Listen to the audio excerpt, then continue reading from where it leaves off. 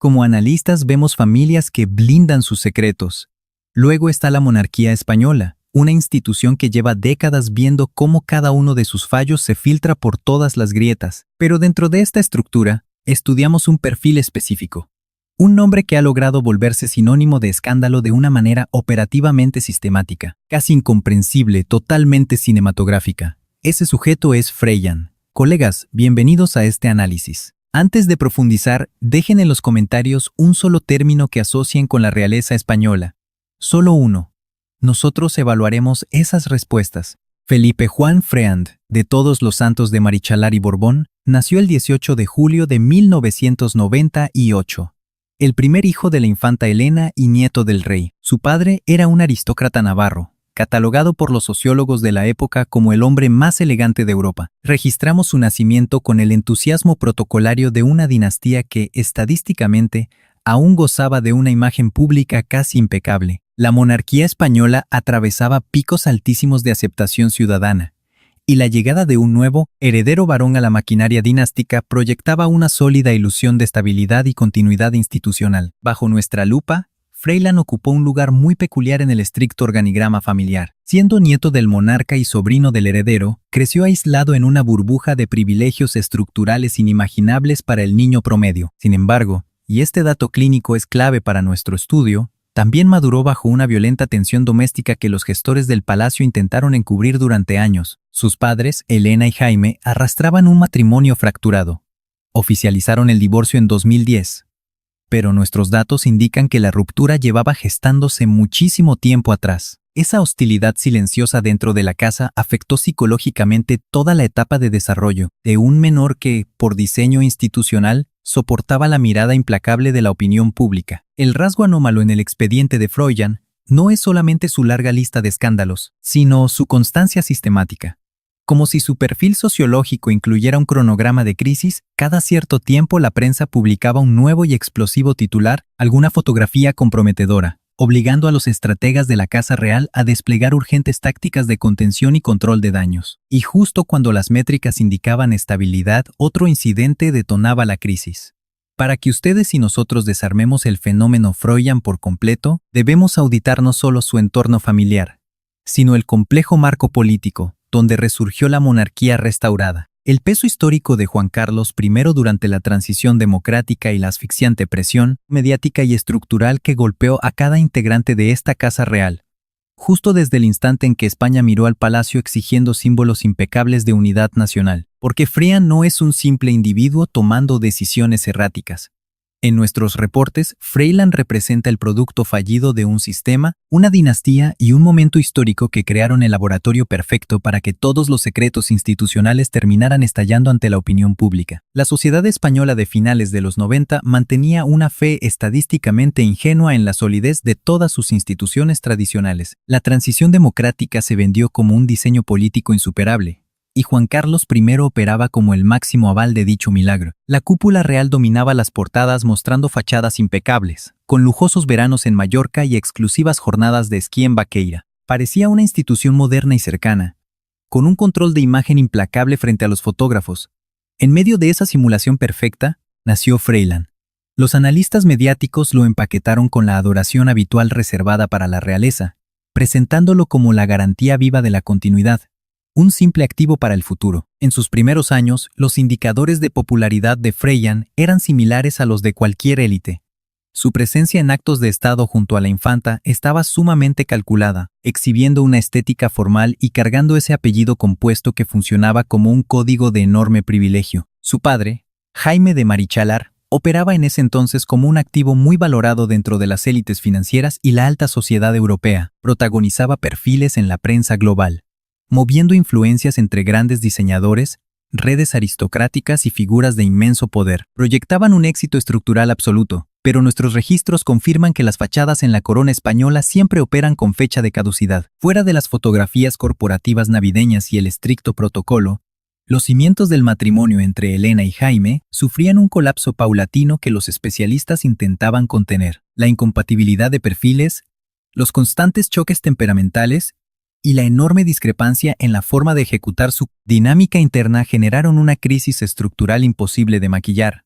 Freyland y su hermana, Victoria Federica, absorbieron desde niños esa extrema toxicidad ambiental, procesando a una edad temprana que la imagen oficial de su familia era tan solo una enorme campaña de relaciones públicas. Evaluando los datos actuales, ustedes y yo notaremos que el modelo educativo de Frey intentó fusionar dos realidades completamente incompatibles. Por un extremo, las exigencias del palacio, el peso de los títulos y el cumplimiento de las severas normativas institucionales. Del otro lado, la psicología común de un joven español privilegiado que buscaba jugar fútbol o socializar. Sin el hostigamiento permanente de la prensa, desde nuestra perspectiva, esa brutal fricción entre las demandas de la corona y su verdadera personalidad operó como el detonante sociológico perfecto para las crisis que ya estábamos pronosticando. El primer gran fracaso de seguridad ocurrió muchísimo antes de lo previsto. El verano de 2012 fracturó de forma irreversible las métricas de aprobación y la imagen mediática de Freudan. A sus 14 años, edad en que cualquier individuo procesa sus fallos desde el anonimato, él ya carecía por completo de ese margen de privacidad, pero Freudan jamás operó como un civil común. Hablábamos del nieto directo del rey de España. Para los analistas, esto implicaba que hasta sus fallas más íntimas podían detonar escándalos de primera plana. Aquel verano, vacacionando en su finca, Freyland tuvo un incidente con una escopeta de la familia. El impacto le dio en el pie. Clínicamente, la lesión requirió atención médica inmediata, aunque afortunadamente nunca llegó a ser letal. Pero tú y yo sabemos que este episodio se volvió un escándalo brutal no por la herida física, sino por todo lo que el incidente destapó sobre el oscuro entorno del joven. Hablamos de un menor de 14 años manipulando un arma de fuego en condiciones que, francamente, nunca lograron esclarecerse del todo, dentro de una propiedad blindada a la prensa, pero cuya información logramos ver filtrada a los medios con una rapidez verdaderamente asombrosa. La Casa Real aplicó su típica estrategia de contención y silencio. 0 conferencias de prensa, 0 explicaciones profundas, lanzaron un boletín súper escueto confirmando el percance, solo para reportar que la salud del muchacho se encontraba estable. Como especialistas en crisis, sabemos que ese vacío institucional solo echó más leña al fuego mediático. Colegas en seguridad infantil alzaron la voz, y la gente comenzó a cuestionar seriamente qué clase de vigilancia tenían estos jóvenes de la realeza mientras supuestamente descansaban. Para nuestro análisis, el factor clave aquí no fue la lesión, sino el brutal cambio que provocó en la narrativa de los medios. Hasta ese punto de inflexión, Freyland era solo un personaje de relleno en la monarquía. Desde aquel verano, su perfil detonó con luz propia. El espionaje periodístico sobre él se volvió mucho más agresivo. Las revistas de chismes comenzaron a colocarlo en sus portadas, ya no como el simple acompañante, sino como el foco principal del show, y claramente no por los motivos que la corona deseaba proyectar. Mientras Freyland cruzaba por la etapa más caótica de su juventud, la familia real española acumulaba un nivel de presión pública histórico.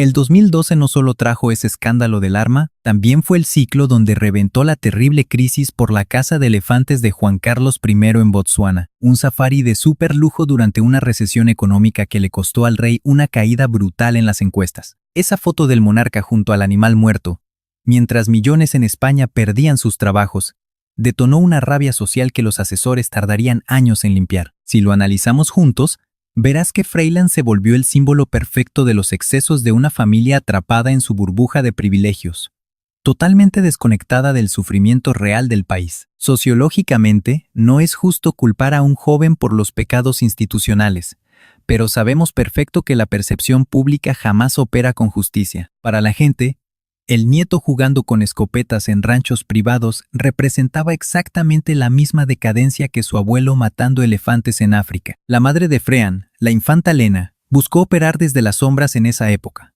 Muy distinto a su hermana Cristina, quien terminó arrastrada al juzgado por el caso Nos. Elena sí supo esquivar el golpe de esos enormes desastres legales, aunque su vida privada seguía pendiendo de un hilo. Su divorcio de Jaime de Marichalar era oficial, y la custodia infantil se volvió un tema oscuro que, pese a la censura mediática, desató fricciones que ellos mismos admitirían tiempo después. Así que Freyland maduraba, directo en el centro de un colapso sistémico que casi ningún adolescente podría soportar intacto. Y como investigadores, notamos cómo los focos rojos de esa presión estallaron al rozar sus 18 años. Llegar a los 16, 17 y 18 años como miembro de la realeza en el siglo XXI implica un nivel de exposición que la vieja monarquía jamás imaginó enfrentar. El algoritmo digital rompió las reglas. Antes, un perfil de alto nivel podía salir de antro, regarla por completo y apostar a que ese desliz se quedaría enterrado solo entre los testigos presenciales del lugar. Con los celulares y plataformas como Instagram, esa secrecía murió. Y desde nuestra lupa sociológica, vimos a Freiland aprenderlo a golpes. Mientras este sujeto entraba de lleno a su etapa universitaria y sus primeros años como adulto, detectamos una fuga constante de videos mostrándolo en escenarios que destrozaban el protocolo de la corona española. Fiestas extremas, actitudes cuestionables en plena calle, conductas que en un civil promedio jamás habrían levantado una sola alerta de seguridad, pero que en su expediente detonaban crisis nacionales al instante, simplemente por el peso histórico de su ADN borbónico. Tú y yo vamos a notar algo fascinante aquí.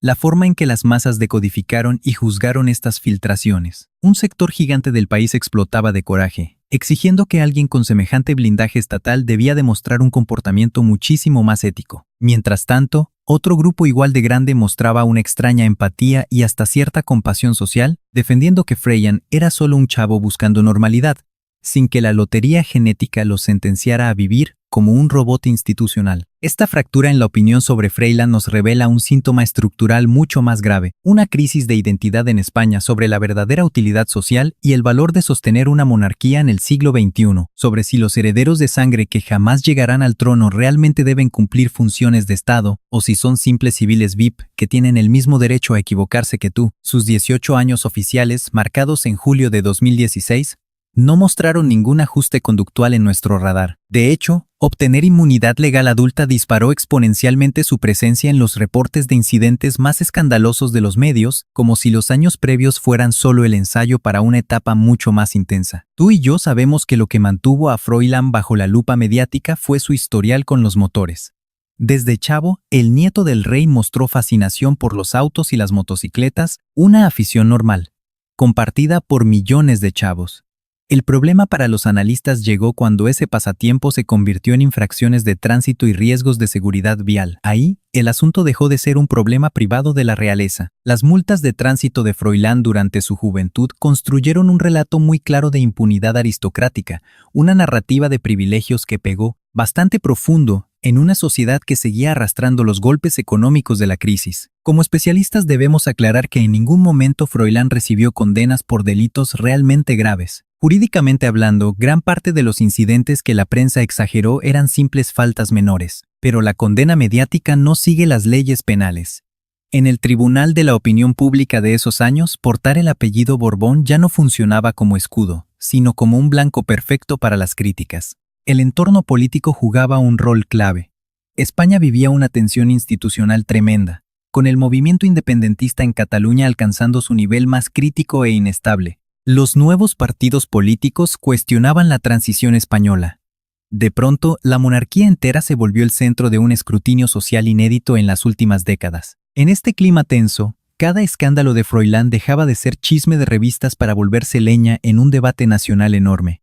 De todos los incidentes que marcaron la imagen de este joven, hubo un caso que a los analistas nos pareció fascinante, porque desnudó las redes de contactos y el cuestionable círculo social donde se movía. Las fotos y filtraciones de la época revelaron un grupo de amigos muy particular. Mezclaban herederos de la alta sociedad con figuras de un perfil bastante más turbio y peligroso. Una mezcla nada rara entre los juniors de ciertas zonas de Madrid, pero que en un miembro de la familia real generaba consecuencias públicas brutales. La vida nocturna de Madrid en esos años operaba como un ecosistema independiente, con reglas, jerarquías y rincones muy oscuros.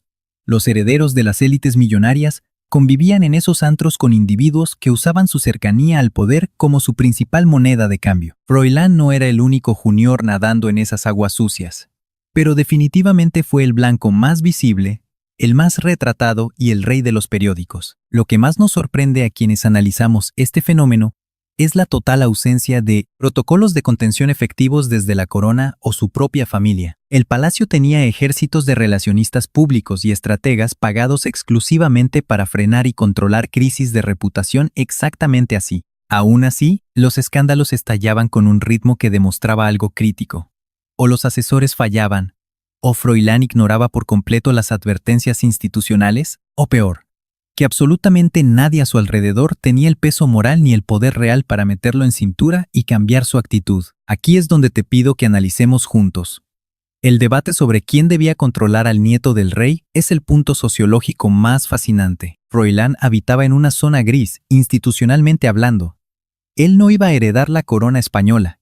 Esa presión recaía por completo en su prima Leonor. Tampoco lo obligaban a cumplir el protocolo militar de los reyes, pero jamás sería un civil común y corriente. Era un híbrido extraño, un personaje público atrapado en un limbo sin ningún manual de crisis que lo regulara. El año 2019 detonó uno de los casos más estudiados por los expertos en imagen sobre la vida de Froilán. A sus 21 años, estaba de fiesta en un antro madrileño cuando ocurrió un altercado grave. Terminaron llevándoselo directo a la sala de urgencias. El reporte oficial del palacio fue hermético, lo clásico. Pero los datos filtrados en Internet y televisión mostraban un panorama muchísimo más oscuro y alarmante para nosotros. De acuerdo con las investigaciones periodísticas reveladas tras esa madrugada caótica, Froilán terminó herido por culpa de los excesos propios de ese ambiente de fiesta pesada. El joven evitó la cárcel o demandas, pero el daño simbólico a la corona fue gigantesco. Por primera vez, sin margen de duda, vinculaban al nieto del rey español con situaciones de riesgo real. Ya no hablábamos de rebeldía juvenil o multas por acelerar. La discusión pública sobre sus excesos y la pésima gestión de relaciones públicas de los reyes frente al caso alcanzó un nivel de enojo que nunca antes habíamos registrado. La prensa de farándula española, una maquinaria de influencia que solemos subestimar desde el análisis político formal, devoró el caso con un hambre que ni el propio Froilán pudo detener. Los tabloides soltaron entrevistas con supuestos amigos cercanos, fotos de sus parrandas y crónicas dudosas de sus madrugadas. Lo que leíamos en esos reportes mediáticos dibujaba a un muchacho totalmente perdido, alguien sin aspiraciones reales, que quemaba los privilegios de su cuna ignorando todas sus obligaciones institucionales. Pero tú y yo sabemos cómo operan los medios. Esa caricatura estaba totalmente incompleta. Mientras los paparazzis vendían al villano rebelde y fiestero, nuestras fuentes cercanas a él presentaban un perfil psicológico completamente opuesto, el de un tipo muy agudo, divertido, con capacidad crítica y súper consciente de lo raro que era su estatus. La brecha enorme entre ambas versiones es justo lo que vuelve este caso de estudio tan adictivo. Para descifrar a Froilán a un nivel profundo, los sociólogos debemos mirar obligatoriamente hacia su padre, Jaime de Marichalar. La dinámica entre ellos explica muchísimo sobre la construcción de la identidad del joven y los enormes huecos emocionales que ese quiebre familiar provocó en su crianza. Jaime de Marichalar nació en 1964. En una cuna aristocrática de Navarra muy anclada al poder español. Su boda con la infanta Elena en 1995 quedó registrada como la cumbre social de esa década. Analicemos esto juntos. Atractivo, sofisticado, políglota y conectado en la élite cultural, Marichalar parecía la pieza exacta para esa imagen moderna que la monarquía buscaba proyectar. Pero bajo esa fachada impecable, existían fracturas profundas que el tiempo se encargaría de exponer con una precisión bastante cruel. La separación de Elena y Jaime en 2010 inauguró un ciclo distinto para Marichalar. Una fase definida por sus propios escándalos, crisis mediáticas y serios conflictos a nivel personal. El vínculo con su hijo Froilán se mantuvo, pero dentro de una dinámica familiar fracturada y una realidad completamente opuesta a la que vivió como consorte de la realeza, Marichalar buscó sostener su relevancia mediática colaborando en la prensa y dejándose ver en círculos de la alta sociedad, pero despojado del escudo institucional de la corona. Quienes estudiamos las dinámicas familiares sabemos muy bien que los hijos nacidos de rupturas conflictivas bajo el escrutinio público absorben esa tensión de formas que rara vez logramos detectar en el corto plazo, pero que estallan inevitablemente en la adolescencia y primera juventud. Froilán, creciendo entre dos mundos, atrapado entre padres contrastantes, lidiando con el peso del protocolo y el deseo de una vida normal, resulta ser un caso clínico fascinante.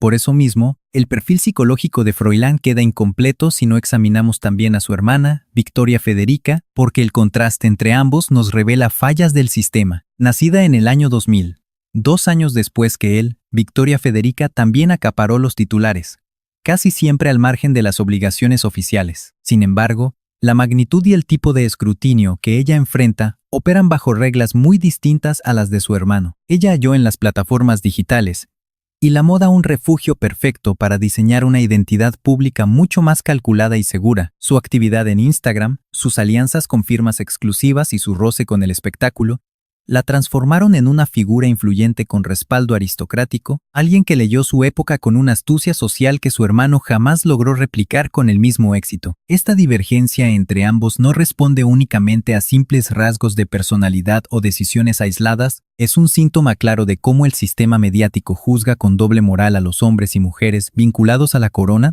evidenciando las crueles expectativas de género y la enorme disparidad en los márgenes de error que se les perdona. Un varón aristócrata envuelto en polémicas nocturnas es clasificado de inmediato como una amenaza. Una mujer de esa misma familia en portadas de revistas se monetiza como un activo. Semejante asimetría resulta perversa para ambos, pero es real, y terminó dictando con mucha precisión los rumbos paralelos de estos dos jóvenes. Froilán y Victoria Federica encarnan, desde nuestra óptica, las dos únicas salidas de una misma trampa, la de aquellos miembros colaterales que nunca van a reinar, y están forzados a buscar por cuenta propia cómo justificar su existencia en este siglo XXI. Mientras el expediente personal de Froilán sumaba más incidentes, el aparato de la monarquía española sufría mutaciones estructurales que alteraron de golpe cómo el público percibía a sus integrantes. La caída y abdicación de Juan Carlos I en junio de 2014 fue un sismo institucional que reconfiguró todo el tablero para siempre. El ascenso de Felipe VI al trono marcó un operativo urgente para limpiar la imagen dinástica. El nuevo monarca diseñó un modelo mucho más austero, supuestamente más transparente y distante de esos escándalos financieros que ya habían hecho pedazos la legitimidad del palacio en años previos. Una de las maniobras más calculadas de toda esa reestructuración fue la drástica orden de recortar a los parientes reales que cobraban sueldos del Estado y que tenían permitido figurar en la agenda oficial de la corona. Pensemos juntos en esto. Bajo este nuevo filtro, Froilán cayó en un vacío institucional todavía peor. Ya no figuraba como pieza operativa de la Casa Real bajo ningún parámetro técnico. Quedó degradado a hijo de una infanta exiliada del círculo de poder. Un chico con linaje histórico, claro, pero carente de utilidad pública alguna, sin agenda, sin propósito, y sin toda la maquinaria económica y protectora que la corona siempre garantizó a su linaje. Este destierro silencioso, en lugar de darle paz, detonó un colapso psicológico en nuevas direcciones. La duda sociológica que flotaba en ese entonces era: ¿qué demonios iba a hacer Froilán con su futuro? ¿Qué estudios lo sostendrían? ¿Hacia qué industria apuntaría? ¿Cómo construiría valor real en un mundo que solo veía su polémico apellido? Cuestionamientos comunes para cualquier adolescente promedio, pero que, bajo la lupa mediática y el morbo social, se volvían un laberinto casi insuperable. Su esfuerzo por ensamblar una rutina anónima lejos de las cámaras chocó de frente con su trampa de origen.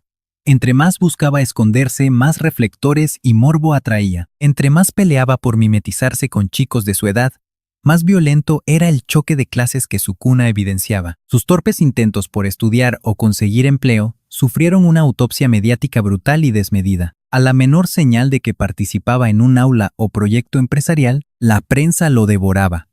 Y cuando esos planes fracasaban por falta de estructura, el estigma del príncipe inútil y desorientado se tatuaba de nuevo en la opinión pública. Ustedes y yo sabemos que de ese nivel de escrutinio nadie sale ileso.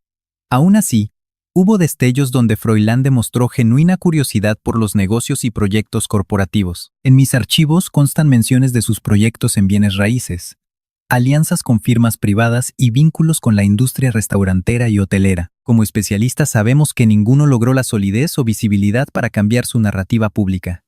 Aunque metodológicamente esto no implica que hayan fracasado por completo. Sociológicamente sabemos que la mayoría de los emprendimientos de jóvenes a esa edad jamás son noticia, ni por sus grandes éxitos ni por sus rotundos fracasos. Pero al evaluar el caso de Freehand, notamos que la falta de un éxito profesional verificable se diagnosticaba automáticamente como un déficit absoluto de responsabilidad. Tú y yo podemos ver este mecanismo perverso de la opinión pública.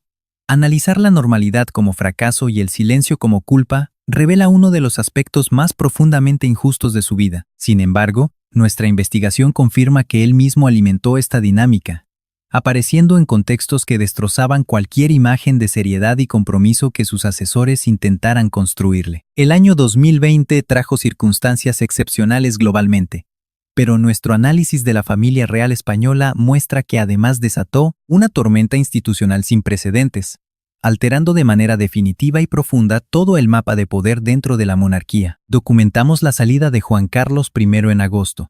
En medio de fuertes investigaciones por presuntas irregularidades financieras y comisiones opacas en diversos contratos internacionales, como expertos consideramos esto el golpe más severo para la monarquía española restaurada. El rey emérito huyó hacia Abu Dhabi, aislándose completamente de los juzgados y micrófonos. Estudiamos cómo este exilio dorado encendió una indignación popular masiva, forzando estratégicamente a Felipe VI a desmarcarse públicamente de su propio padre, una maniobra de control de daños sin ningún precedente documentado en las monarquías europeas modernas. Renunciar a la herencia y retirar la asignación estatal del rey emérito fueron gestos que, desde nuestra perspectiva analítica de crisis, aunque meramente simbólicos, trazaron una ruptura irreversible. En este profundo colapso institucional, notamos cómo la figura de Freyan adquirió una dimensión sociológica fascinante. Revisando sus datos, ya no era el simple nieto rebelde, era descendiente de un hombre convertido en el máximo símbolo de corrupción y de abuso de privilegios, que la ciudadanía entera proyectaba sobre toda la familia real. Psicológicamente, la asociación individual era injusta. Nadie elige a su abuelo.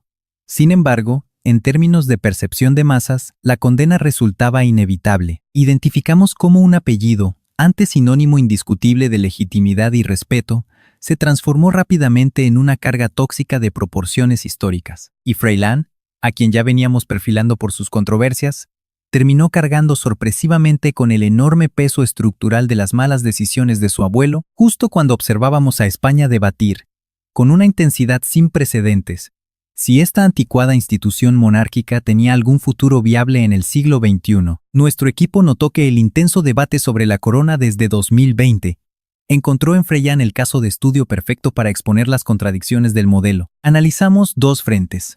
Primero, la corona de Felipe VI intentando vender una fachada de austeridad, transparencia y deber, materializada en la impecable figura de la princesa Leonor, alguien que superaba su adiestramiento institucional con una disciplina asombrosa, calculada para generar admiración masiva. En contraste, el nieto del rey emérito nos daba episodios constantes que revivían los peores fantasmas de impunidad que esta nueva etapa juraba haber desterrado. Evaluamos a Leonor como la pieza central para la supervivencia de la institución. Una joven solemne, entrenada por las instituciones educativas más elitistas y exclusivas de Europa, políglota y diseñada para proyectar una madurez diplomática que sorprendió a mis colegas. Sus métricas de imagen chocaban violentamente con el perfil caótico de su primo, y ese marcado contraste alimentó a los medios de comunicación para diseccionar las dos caras opuestas de la realeza contemporánea. Como investigadores, consideramos demasiado simplista reducir la historia clínica de Freyan ao papel de antagonista involuntario frente a su prima. Mapeamos variables distintas, presiones asimétricas y un tejido de apoyo institucional incomparable. Leonor opera con todo el pesado aparato de la Casa Real a su favor, disfruta del protocolo formativo para futuros reyes y la red de contención más robusta que una institución estatal puede brindar. Freyan jamás recibió esta contención estructural. Teóricamente no la ocupaba, pues nuestro sistema indica que nunca llegaría a ser rey. Pero esta tremenda disparidad en recursos y diseño estructural explica sociológicamente, en gran medida, la profunda divergencia en sus trayectorias. Lo que tú y yo debemos notar en Freyan es su recurrencia conductual. No analizamos un solo error aislado que marcara trágicamente su vida entera, sino una cadena de incidentes crónicos a través de los años. Diagnosticamos un patrón de comportamiento tan arraigado que ninguna intervención psicológica o externa logró corregir. Esta cronicidad nos exige buscar la causa raíz. Quienes nos especializamos en el comportamiento de élites privilegiadas, siempre señalamos que esta repetición patológica de problemas sin enfrentar castigos reales es el síntoma clínico más evidente de lo que nosotros diagnosticamos como el síndrome de privilegio sin estructura. Evaluamos a jóvenes criados en burbujas de cristal, donde el dinero infinito y los contactos familiares anularon las consecuencias lógicas de sus propios errores, atrofiando el aprendizaje de ensayo y error, vital para el sano desarrollo adulto. Documentamos cómo el escudo protector del linaje real blindó totalmente a Freyan Land por años, evadiendo las sanciones legales y sociales de sus decisiones. Funcionó como un arma de doble filo. Clínicamente, a corto plazo le brindó seguridad, pero a largo plazo, saboteó sus frenos inhibitorios y su capacidad de autocorrección para madurar.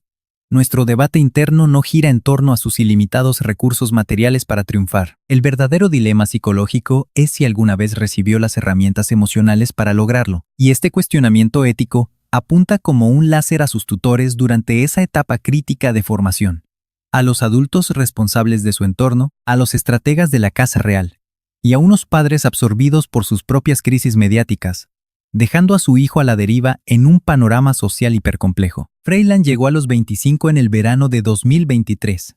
Para entonces, tú y yo ya teníamos un expediente clínico tan denso que resulta casi imposible resumirlo. Registramos en su historial el disparo de escopeta, las multas de tránsito, sus desastres de madrugada y el huracán político del rey emérito, sumando la reestructuración monárquica, los divorcios de sus padres y un acoso periodístico implacable. Factores que francamente habrían quebrado a perfiles psiquiátricos muchísimo más estables que el de él, y sin embargo, Freyland seguía ahí. Para nosotros los analistas era fascinante. No desapareció del escrutinio público ni buscó un exilio voluntario como otros parientes. Jamás tomó la decisión radical de renunciar por completo a su apellido para forjar una vida nueva bajo otra identidad civil. Seguía siendo Freyland, con el peso institucional que ese nombre implicaba, cargando tanto la presión política como los privilegios históricos que lo acompañaban. Ese año detectamos nuevas filtraciones sobre su vida amorosa, lo cual detonó de inmediato otro intenso ciclo de escrutinio mediático en el país. Sus romances ya eran un evidente caso de estudio clínico desde su etapa de adolescente, pero en esta fase, la prensa detalló nombres concretos, y nosotros empezamos a diseccionar la verdadera naturaleza de todos sus lazos emocionales. Evaluando su perfil, el muchacho solo buscaba la estabilidad afectiva de cualquier joven. Pero el caos de su entorno público hacía imposible construirla y mucho menos sostenerla. Quienes documentamos su caso clínicamente empezamos a notar señales de madurez. Un avance torpe y lento, pero innegable, como si la acumulación de su bagaje, abarcando sus fracasos más dolorosos y humillantes, estuviera generando por fin una base psicológica estable sobre la cual edificar algo más perdurable. Tú y yo sabemos que la relación de Freyland con los medios es un fenómeno de estudio que evolucionó muchísimo con los años. Durante sus crisis más graves, los reporteros y fotógrafos que lo cazaban lo explotaban como una verdadera mina de oro sociológica y mediática, siempre listo para regalarles la portada diaria. Sin embargo, nuestra investigación demuestra que esa dinámica fue mutando de una forma casi invisible. Freyland empezó a comprender con suma agudeza el engranaje de la brutal industria del espectáculo que siempre giraba a su alrededor. Registramos fases donde intentaba manipular el sistema a su favor, seleccionando de forma sumamente estratégica en qué eventos públicos dejarse ver, esquivando zonas y situaciones que antes probaron ser letales para su imagen. No fue un progreso lineal ni un triunfo definitivo, pero claramente mostró una maduración frente a la época donde ignoraba el daño reputacional. Los colegas y especialistas enfocados en la crónica de la élite en España se fracturaron. Un bando de reporteros siguió lucrando con el discurso predecible de desastre constante, mientras los analistas publicamos perfiles más profundos y sociológicos sobre él. Varios investigadores que documentamos sus primeros tropiezos mediáticos publicamos enormes artículos de fondo en los que admitíamos sin reservas que el Fruyán veinteañero resultaba ser un caso mucho más profundo que la simple burla armada por el sensacionalismo tradicional. Por supuesto, esta perspectiva psicológica no borraba su historial. Sus viejos escándalos continuaban ahí, atrapados en los expedientes mediáticos, a un solo clic de distancia en la red, pero empezaron a mezclarse con un diagnóstico sociológico mucho más empático, complejo y humano, retratando a un muchacho criado bajo altísimas presiones institucionales y que trataba, con sus muy limitadas herramientas emocionales, de forjar su propia identidad frente al mundo. Acompáñame a ver la escala real. El peso político de Freyland supera por completo sus simples tropiezos individuales. A nivel sociológico, su imagen ha funcionado como un espejo donde España se cuestiona constantemente qué nivel de utilidad exige de su realeza, qué lugar ocupan los miembros familiares marginados de la estricta línea de sucesión, y qué cuota de sacrificio se le puede exigir legítimamente a quienes jamás eligieron nacer condenados por ese apellido. Quienes analizamos constituciones sabemos que no hay respuestas fáciles.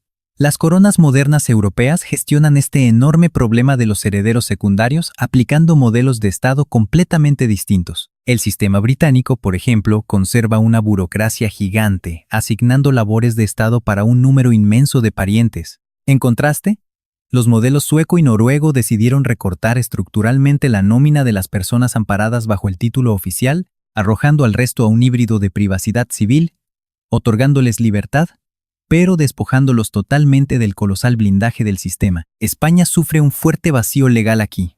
El recorte aplicado por Felipe VI en 2014 achicó la monarquía, pero falló en diseñar un marco jurídico para los excluidos. Freyland sobrevive justo en esa fractura sistémica. Está demasiado ligado al centro de poder para lograr pasar desapercibido, pero lo suficientemente desconectado como para no recibir recursos ni deberes del Estado. Nuestro diagnóstico es claro. Este limbo no solo daña a Froilán, es una falla de diseño institucional que la monarquía española se niega a resolver. Un costo de reputación que pagarán mientras un miembro en esta vulnerabilidad legal detone una crisis que la maquinaria de noticias decida exprimir. Existe un factor psicológico en el expediente de Freyland que nosotros solemos omitir en los estudios formales, y es la soledad, un aislamiento patológico muy particular que no nace de una falta real de personas en su círculo, sino de una paranoia absoluta e incapacidad de confiar. Cuando cualquier plática casual puede volverse la portada nacional, cuando el amigo más leal resulta ser el soplón a sueldo, o cuando un simple llanto termina facturado y expuesto en redes sociales. Piénsalo conmigo. Esta reclusión emocional es la condena de nacer bajo el microscopio de la fama. Observamos esto en superestrellas deportivas o en hijos de actores reconocidos.